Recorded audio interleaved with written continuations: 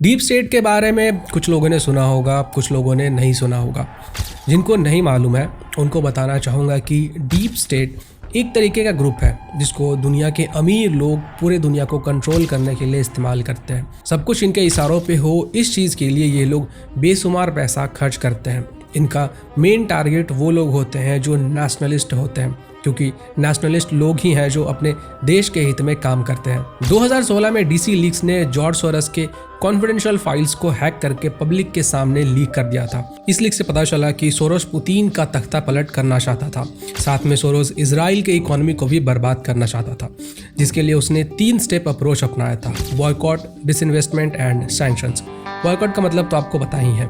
Disinvestment का मतलब कि किसी कंपनी के शेयर होल्डर्स को धमकाकर, डराकर, ब्लैकमेल करके उस कंट्री के कंपनी से इन्वेस्टर्स को बाहर निकालना, ताकि वो कंपनी बर्बाद हो जाए और उस कंट्री को भी नुकसान पहुंचे। और सैंक्शंस के बारे में तो आप जानते ही हो। सैंक्शंस मतलब कि रेस्ट्रिक्शंस लगाना। सोरोस ने इंडिया के लिए भी सेम अप्रोच अपनाया था। इंडियन गवर्नमेंट को डिस्टेबलाइज करने के लिए इसने अरबों खरबों रुपए अपने एनजीओज के नेटवर्क के जरिए इन्वेस्ट किए थे। जब आर्टिकल 370 अबॉलिश हुआ था तो बहुत ज़्यादा इसे तकलीफ हुई थी। तो कुछ इस तरह से डीप स्टेट काम करते हैं। इनका नेटवर्क होता है, पूरा ग्रुप होता है जो दुनिया भर के लोगों को खरीद कर रखता है।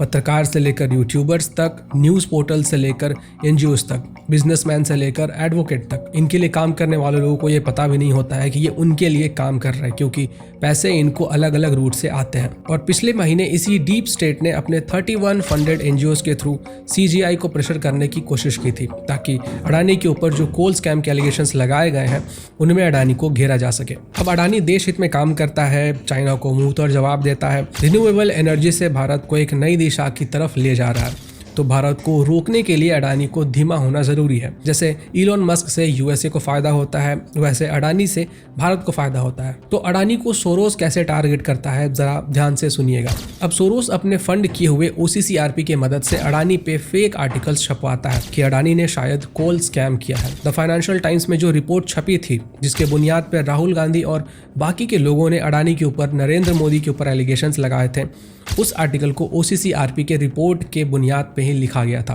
अब ओसीसीआरपी ने जो रिपोर्ट पब्लिश किया था, ये उसका स्क्रीनशॉट है। अगर इसको आप ध्यान से देखेंगे तो इस रिपोर्ट को लिखने वाला है आनंद मांगले। अब ओसीसीआरपी एक ऑर्गेनाइजेशन है या फिर आप कह सकते हो कि ये एक प्रोजेक्ट है, और ओसीसीआरपी के मेंबर्स कहते हैं कि हम लोग रिपोर्ट करते हैं क्राइम के ऊपर, हम लोग रिपोर्ट करते हैं करप्शन के ऊपर। अब एक व्यक्ति है जिसका नाम हर्ष मंदर है, जो कि अपने एंटी इंडिया एक्टिविटीज़ के लिए, एंटी हिंदू एक्टिविटीज़ के लिए जाना जाता है। तो ये हर्ष मंदर जॉर्ज सोरस के एनजीओ में काम करता है, और इससे आप अंदाजा लगा सकते हो कि जॉर्ज सोरस के लिए किस टाइप के लोग काम करते हैं। अब आनंद मांगले, जिसने कि ओसीसीआरपी के अडानी के ऊपर रिपोर्ट को लिखा था, ये व्यक्ति एक नॉर्मल जर्नलिस्ट नहीं है, ये एक मार्क्सिस्ट जर्नलिस्ट है। इस व्यक्ति के जो पिताजी हैं वो सीपीआईएम के फार्मर विंग के लिए काम करते हैं। अब ये जो आनंद मंगला है, इसकी फोटो आप देख सकते हो कि ये एक तरफ कन्हैया कुमार है और दूसरी तरफ उमर खालिद है। उमर खालिद फिलहाल अभी जेल में है और कन्हैया कुमार को तो कांग्रेस ने बचा लिया है, उसको अपने तरफ से टिकट देके। अब जिस दिल्ली दंगे के बारे में मैंने आपको बताया था, आपको ये भी पता होगा कि उस समय पे शाहीन बाग प्रोटेस्ट चल रहा था, और ये जो आनंद मांगले है, ये अक्यूज है कि इसने पैसे दिए थे शरजील इमाम को शाहीन बाग प्रोटेस्ट को फंड करने के लिए on behalf of news click. और अगर आप लोग एक्टिव रहते हो तो आपको पता होगा कि न्यूज़ क्लिक के ऊपर कितने सारे एलिगेशंस लगे थे कि उसने चाइना से पैसे लिए हैं और चाइना पंप कर रहा है पैसे हमारे कंट्री के अंदर, ताकि वो हमारी कंट्री को डिस्टेबलाइज कर सके। और न्यूज़ क्लिक को इसलिए पैसे मिले थे ताकि वो अरुणाचल प्रदेश को चाइना का पार्ट दिखा सके और एक इन्फ्लुएंस बना सके। और दिल्ली पुलिस, जिन्होंने करीबन 8000 पेजेस की चार्जशीट फाइल की थी, और दिल्ली पुलिस ने यह भी बताया था कि ये जो प्रवीर पुरकायस्थ थे, उनके टेररिस्ट ऑर्गेनाइजेशन से भी लिंक सामने आए हैं। अब आनंद मांगले इस्लामिक रिलीफ के लिए भी काम करता है, और ये जो इस्लामिक रिलीफ है, इसका सीईओ आपको पता है कौन है? आपको लग रहा होगा कि ये कोई इंडियन होगा, है ना, कोई यूएसए का व्यक्ति होगा या फिर कोई मिडिल ईस्ट का व्यक्ति होगा, बट नहीं, ऐसा बिल्कुल भी नहीं है। ये जो ह्यूमन रिलीफ है, इसका जो सीईओ है वो एक पाकिस्तानी है, और इसका नाम है वसीम अहमद। इस फोटो में आप देख सकते हो कि ये वसीम अहमद लेफ्ट के साइड में बैठा है, और बीच में जो पाकिस्तान के पीएम हैं वो बैठे हैं। तो इस बात से आप अंदाज़ा लगा सकते हो कि ये जो वसीम अहमद है वो पाकिस्तानी गवर्नमेंट के कितना करीब होगा। अब आनंद मांगले Chinese agent naval Roy Singham से भी कनेक्टेड है, जिसने कि पैसे चाइना से लेकर इंडिया में पंप किए थे। और ये आनंद मांगले एंटी हिंदू वेबसाइट और मैगजीन द कारवा से भी कनेक्टेड है, और इसके साथ साथ ये प्रशांत भूषण से भी कनेक्टेड है। अब जो नाम मैंने आपको बताया है उसको आप थोड़ा ध्यान में रखिएगा। ये जो नाम मैंने आपको बताए हैं वो किस तरीके से एक्टिव होते हैं और फिर ट्वीट करते हैं। OCCRP और आनंद मांगले ने ये जो प्रोपेगेंडा आर्टिकल था इसको एकदम शुरुआत में ही सुबह में ही पोस्ट कर दिया था, सुबह के 22 मई को 7:40 पे। फिर 22 मई के सुबह 7:40 पे प्रणय रॉय गुहा ने भी इस आर्टिकल को पोस्ट किया था। फिर द कारवा मैगजीन ने इसको 5:27 में पोस्ट किया, और इसके बाद प्रशांत भूषण ने रात को 9 बजे इस आर्टिकल को पोस्ट किया। और इन सब में सबसे चौंकाने वाली बात क्या है आपको पता है?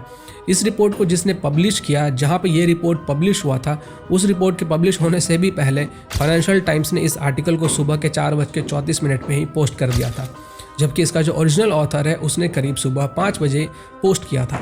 अब आप सोच रहे होंगे कि आखिर फाइनेंशियल टाइम्स ने पहले कैसे पोस्ट कर दिया। फाइनेंशियल टाइम्स को भी जॉर्ज सोरस के थ्रू पैसे आते हैं।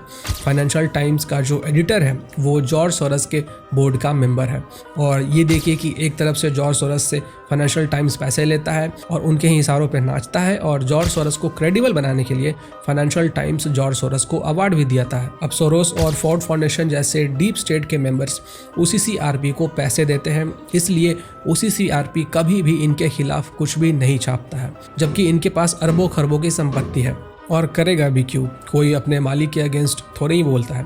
प्राइम एग्जांपल आप राठी को देख लो, वो भी कभी आम आदमी पार्टी के खिलाफ नहीं बोलता है, क्योंकि पार्टी का जो सवाल है।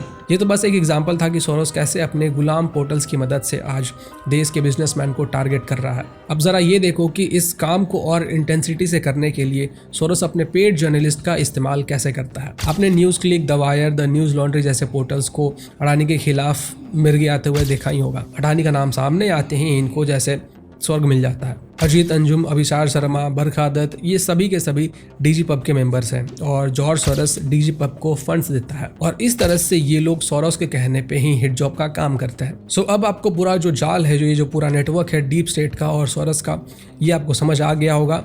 जो लोग दूसरों को गोदी मीडिया बोलते हैं वो खुद दूसरे के जांघों पर बैठ के काम करते हैं। हिपोक्रेसी की भी सीमा होती है।